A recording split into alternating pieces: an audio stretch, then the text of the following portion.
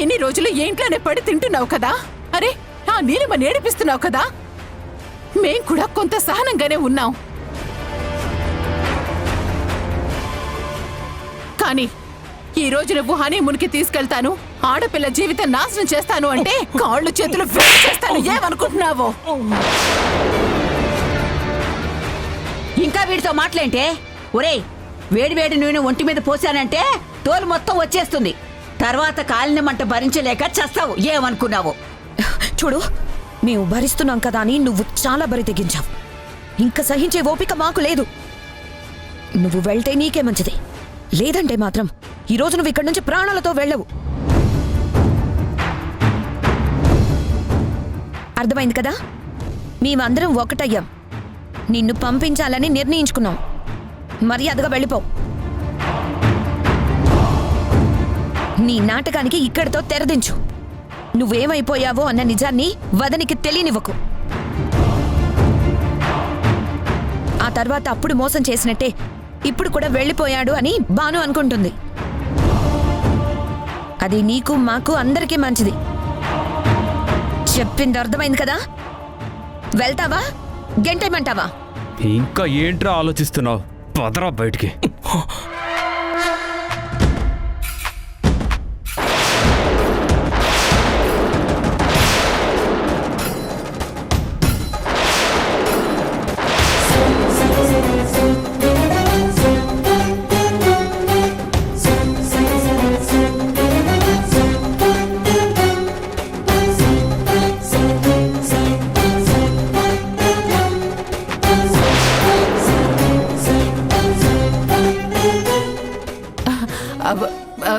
భాను, ఎంతసేపు అయిందమ్మా వచ్చి? అది కాదు బాను, ఇక్కడ ఏం జరుగుతుందంటే చక్రిని మేమందరం. అసలు నువ్వు వచ్చి ఎంతసేపు అయిందే? ఏముండేవో అది చెప్పు. ఏంటి అందరూ అంత కంగారు పడుతున్నారు? నేనేదైనా వినకూడదు విన్నానా, లేక నాకు నిజం తెలిసిపోయిందనా? అయ్యా బంగారం, ఆ రోజు అసలు ఏం జరిగిందంటే, ఎలాంటి పరిస్థితుల్లో అలాంటి నిర్ణయం తీసుకోవాల్సి వచ్చిందంటే,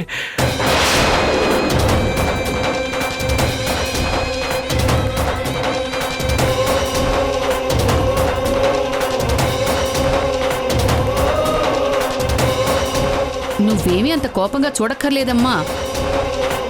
మా నీలిమని మింగేసేలా నువ్వు చూడొద్దు.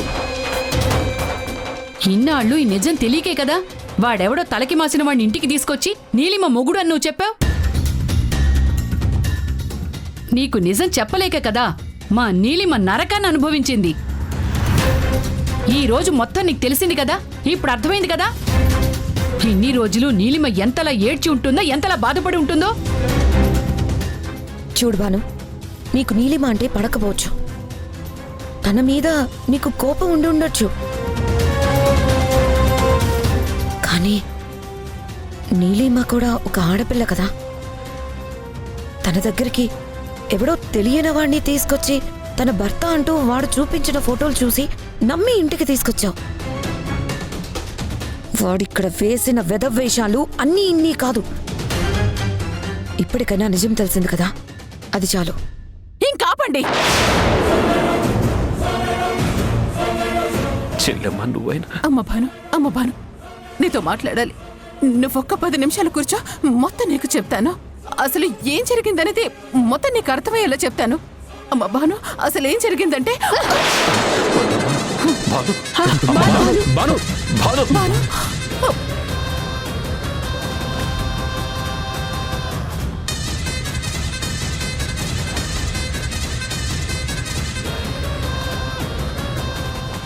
ఏంటి అందరూ అలా అయిపోయారు? ముందు భాను నాపండి. తను ఎలాంటి నిర్ణయం తీసుకుంటుందో నాకు భయంగా ఉంది. వెళ్ళండ్రా ఎవరో ఒకరు. ఏ నిజమైతే దానికి తెలియకూడదని మనం అందరం దాచాము. ఆ నిజం ఇప్పుడు తెలిసిపోయింది.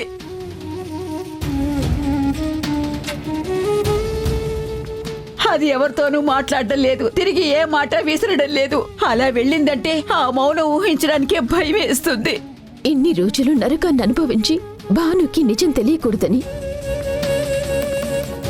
తన ఆరోగ్య పరిస్థితి బాగోలేదు కదా, తను ఏమవుతుందో అనుకున్నాను. ఇప్పుడు తెలిసింది. అంటే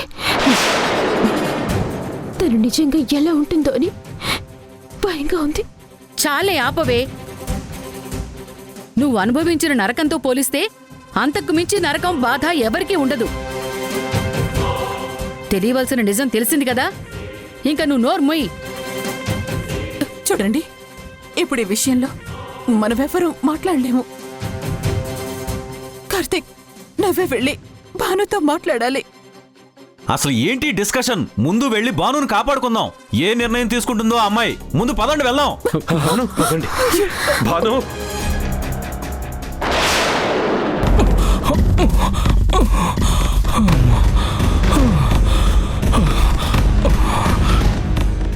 చక్రి, ఏంట్రా, ఏం జరిగింది?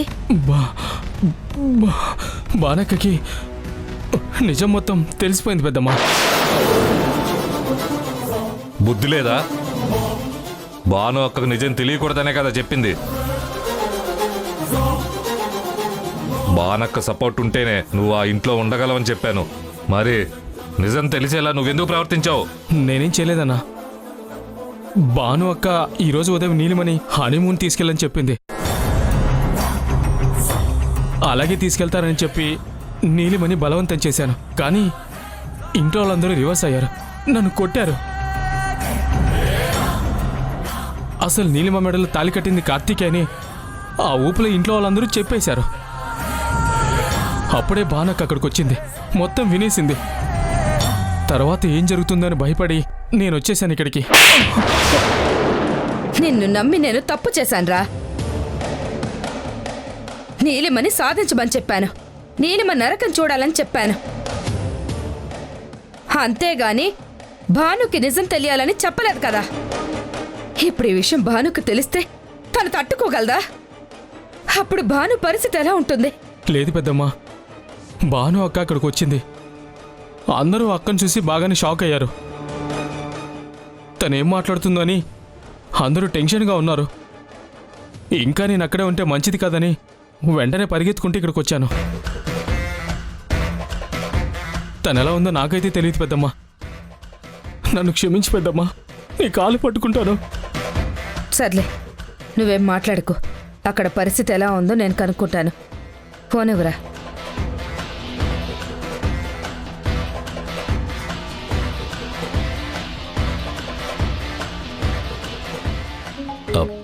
ఊర్మిళ, దేవమ్మ ఫోన్ చేస్తుంది చూడు. దేవమ్మా, ఎందుకు? ఒకసారి మాట్లాడితే తెలుస్తుంది కదా. మాట్లాడు. ఏంటి దేవమ్మా? అదేనమ్మా, ఇందాక మీ ఇంటికి వద్దామనుకున్నాను. ఇంటికి వచ్చేసరికి ఇంట్లోంచి ఏవో మాటలు వినిపిస్తున్నాయి. మీరందరూ ఏదో గొడవ పడుతున్నట్టుగా అనిపించింది. అలాంటి సమయంలో రావటం మంచిది కాదని వెనక్కి వచ్చేశాను. ఏం జరిగిందమ్మా? ఏం చెప్పాలో అర్థం కావడం లేదు. వాడెవడో నీలిమ భర్తనంటే ఇంటికి వచ్చి నాటకం ఆడాడు. అరే, భానుకి నిజం తెలియకూడదని వాణ్ణి మేం కూడా భరించాం. కానీ ఈరోజు వాడి ప్రవర్తన శృతి మించింది. తట్టుకోలేక వాణ్ణి నేను కొట్టాను, నిజం మాట్లాడాను. అందరం వాడి మీదున్న కోపాన్ని చూపించాం. కానీ భాను ఇంట్లోనే ఉందన్న విషయాన్ని మేం మర్చిపోయాం. మేం మాట్లాడిన ప్రతి మాట భానుకి వినిపించింది. కార్తీక్కి నీలిమకి పెళ్లి జరిగిందని భానుకి తెలిసిపోయింది. మరిప్పుడు భాను పరిస్థితి ఎలా ఉందమ్మా? తెలీదు దేవమ్మా. తను కోపంగా గదిలోకి వెళ్ళింది, ఒంటరిగా తలుపేసుకుంది. తనకి ఎదురుగా వెళ్ళి మాట్లాడేంత ధైర్యం మేం చేయలేకపోతున్నాం. కార్తీక్ని వెళ్ళి మాట్లాడమన్నాం. వాడు మాట్లాడొచ్చేంత వరకు తను ఎలా రియాక్ట్ అవుతుందో కూడా తెలీదు. ఉంటాను దేవమ్మా.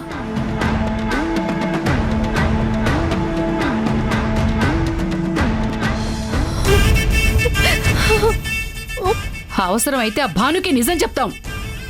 కార్తీకే నీలి మెళ్ళో తాళి కట్టాడని మేము చెప్తాం. కానీ నీలిమ మెళ్ళో తాళి కట్టింది ఇదిగో నా కొడుకు. ఈ నట్టింట్లో నేనే పెళ్లి చేశాను. ఇదిగో ఈ ఇంట్లోనే ఆ వేడుక జరిగింది.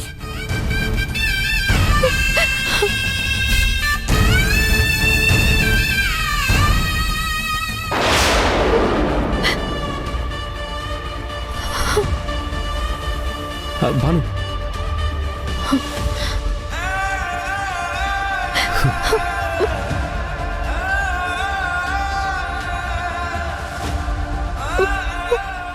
ఏదో ఒకటి మాట్లాడు భాను.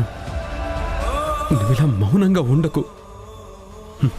నన్ను తిట్టాలనుకుంటే తిట్టు, అంతేకాని నువ్విలా ఏడుస్తూ బాధపడితే నిన్ను చూసి తట్టుకోలేను. ముందు అసలు ఆ రోజు ఏం జరిగిందో నన్ను చెప్పనివ్వు భాను. ఆ విషయం తెలిసాక కూడా నాది తప్పుంది అని అంటే నువ్వు ఎలాంటి శిక్ష వేసినా నేను దాన్ని యాక్సెప్ట్ చేస్తాను భాను.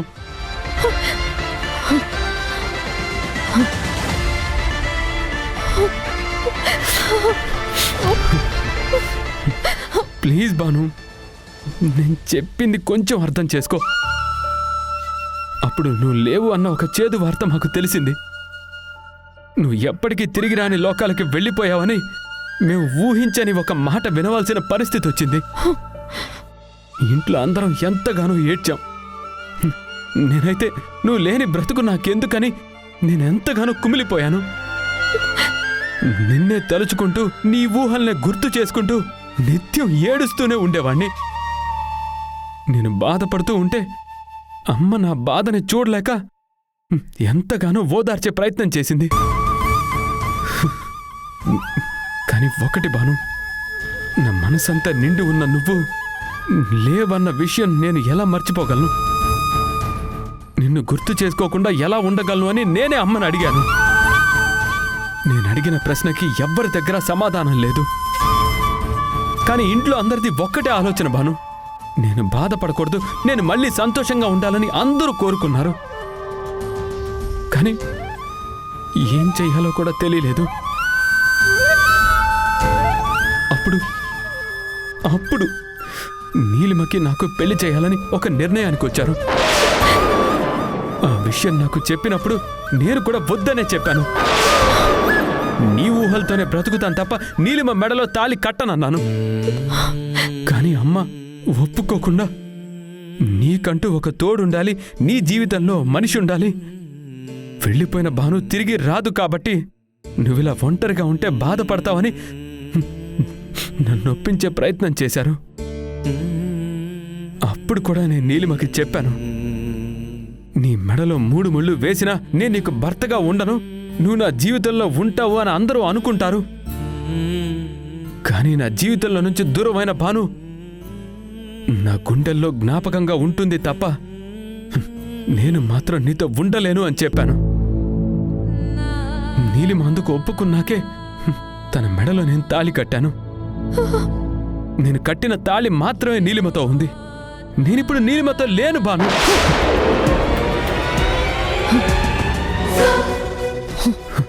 నా మాట అర్థం చేసుకో భాను.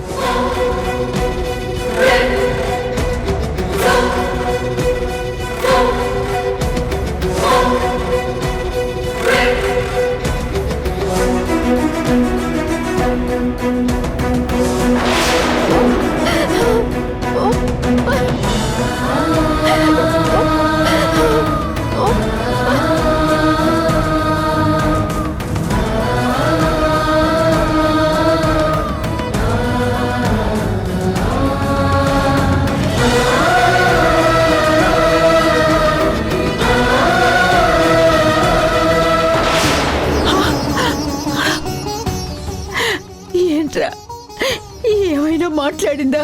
లేదు బామ్మ, నేనంత మాట్లాడుతున్నా కనీసం తను సమాధానం కూడా చెప్పట్లేదు. నా వైపు అలాగే కోపంగా చూస్తోంది. బాను నన్ను ఇంకెప్పటికీ అర్థం చేసుకోదు బామ్మ. లేదు నాన్న, బహుశా నాతో ఇంకెప్పటికీ మాట్లాడదేమో.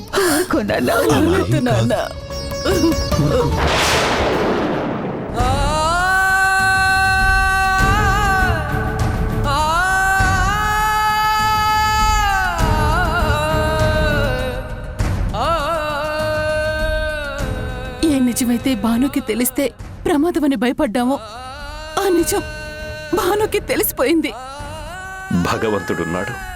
భగవంతుడున్నాడు చెల్లెమ్మ. తనకే నిజమైతే తెలియకూడదని మనమంతా అనుకున్నాము. ఆ నిజం తనకి తెలిసిన భానుకేం కాలేదు. ఏం కాలేదంటే తను అనారోగ్యం నుంచి పూర్తిగా కోలుకున్నట్టే కదా. అదే కదా అర్థం. భాను మానసికంగా కోలుకుని ఉండొచ్చురా.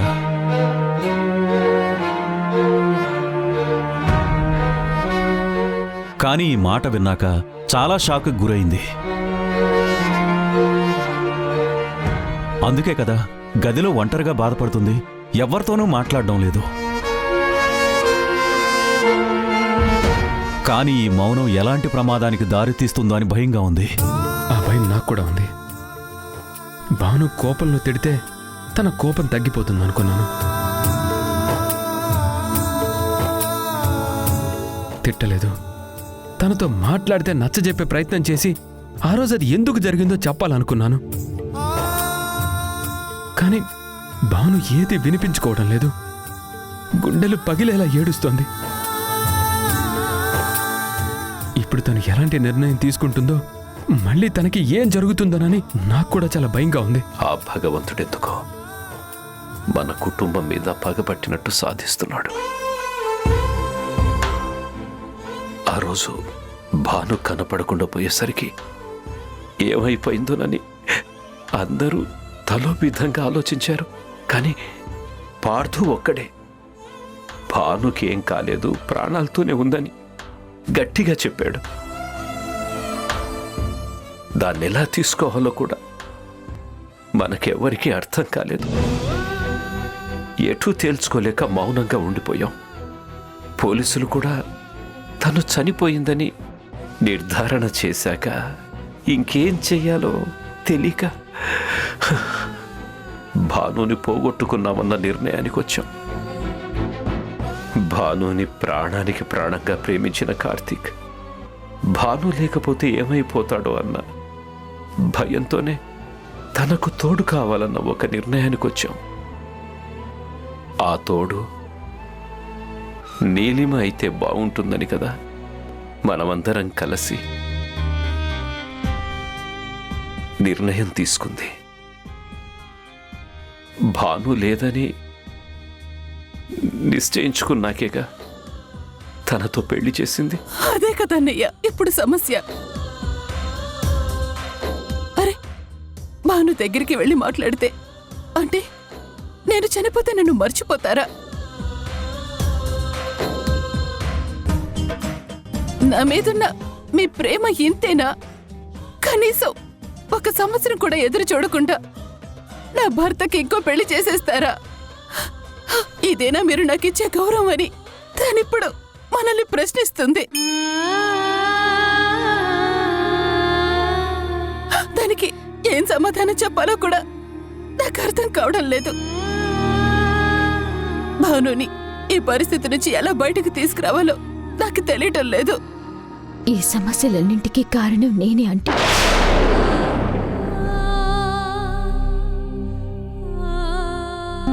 కార్తీక్ నా మెళ్ళ తాలి కట్టాడన్న నిజాన్ని తెలియకూడదు అని దాచే ప్రయత్నం మనం ఎందుకు చేశాం? అది భాను తీసుకోలేదు అని కదా. కానీ అనుకోకుండా తెలిసిపోయింది. సమస్య ఎక్కడ మొదలైందో పరిష్కారం కూడా అక్కడే వెతకాలి.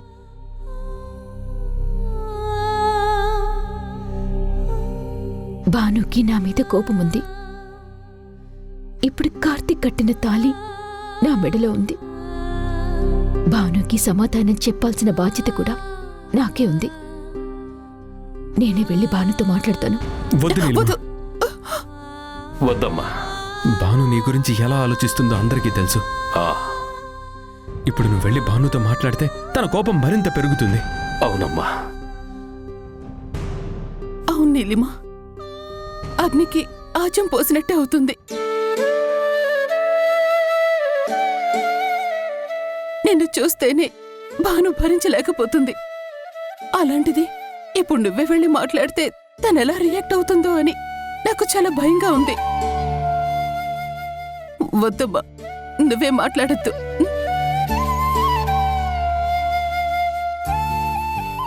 అవును తల్లి, తనని అలాగే వదిలేయలేం కదా. తను కాస్త స్థిమితపడ్డాక పరిస్థితులన్నీ తనకు అర్థమయ్యేలా మేమందరం చెప్పి తనని అర్థం చేసుకునేలా చేస్తాం. కానీ నువ్వు మాత్రం తనకెదురుగుండా వెళ్ళకు. లేదు నాన్న, పార్థు విషయమప్పుడు ఆంటీకి తెలిసినప్పుడు ఆంటీ కూడా ఇలా కోపంగా ఒక్కరే ఉండిపోయారు. ఆంటీతో మాట్లాడే ప్రయత్నం ఎవ్వరూ చేయలేదు. ఆవిడ గదిలో గంభీరంగా ఉండిపోయి తనలో తను ఎంతో మదనపడ్డారు. అప్పుడు భాను ఏ ధైర్యం చేసి పార్థుకు చెప్పింది, నీ తప్పేంటో నువ్వే చెప్పు అని. ఆ రోజు ఏ తప్పు జరగలేదని, తర్వాత నువ్వు చేసింది న్యాయమే అని అర్థమయ్యేలా నువ్వే చెప్పు అని. కోపంగా శిక్షిస్తే శిక్షను అనుభవించు, అర్థం చేసుకుంటే అత్తయ్య మామూలు మనిషి అవుతారని భాను చెబితేనే పార్థు మాట్లాడాడు. తర్వాత ఆంటీనే అర్థం చేసుకున్నారు. ఇంటి పరిస్థితి మారింది. ఇప్పుడు భాను విషయంలో కూడా నేనదే చేయబోతున్నాను. అది ఎవరు నాకు అడ్డు చెప్పకండి. తల్లి, ఆ రోజు పరిస్థితి వేరు, ఈ రోజు వేరు. చెప్తే అర్థం చేసుకోదే.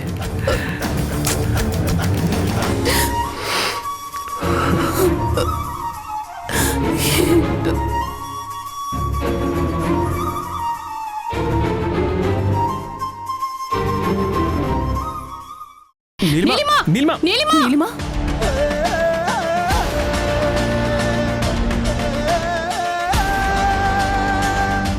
పదండి, అందరం కలిసి వెతుకుదాం. వదిన గారు పదండి, పదండి వెళ్దాం. ఆగండి, మీరెవ్వరూ ఎక్కడికి వెళ్లాల్సిన అవసరం లేదు.